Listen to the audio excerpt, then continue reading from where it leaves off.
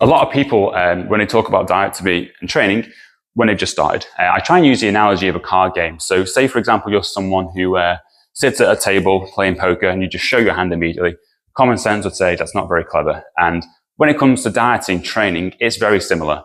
If you are someone who does absolutely zero exercise, never track your food, and then you just suddenly go one day, right, I'm going to go to the gym 5 days a week, going to pick up running, going to slash my calories in half, cut out alcohol, carb, sugar, whatever it is, implement your own thing that you've tried.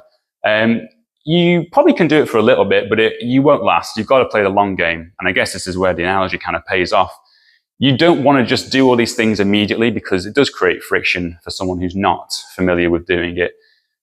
You can do those for a short period of time, yes. But again, my point is now, where do you go from there? Once you have shown your hand, where do you go? You can't cut your calories lower than 1,000, or if you're on a shake diet, you can work out more than 5 days a week, recommend it.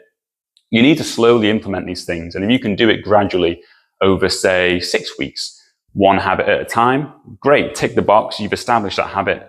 It's part of who you are. Move on to the next thing. And some people can juggle these things, especially for people who are quite, hard-headed and determined. They can do it and it can be done. But you need to look at your own track record. If you have one, if you don't have one, then you need to form a plan. Write a list of all these things you want to do and just focus on that top one. What's the most important thing to you?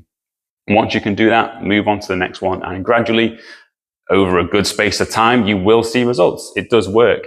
It's not complicated, but it's not easy, as a lot of people say, and it is very true.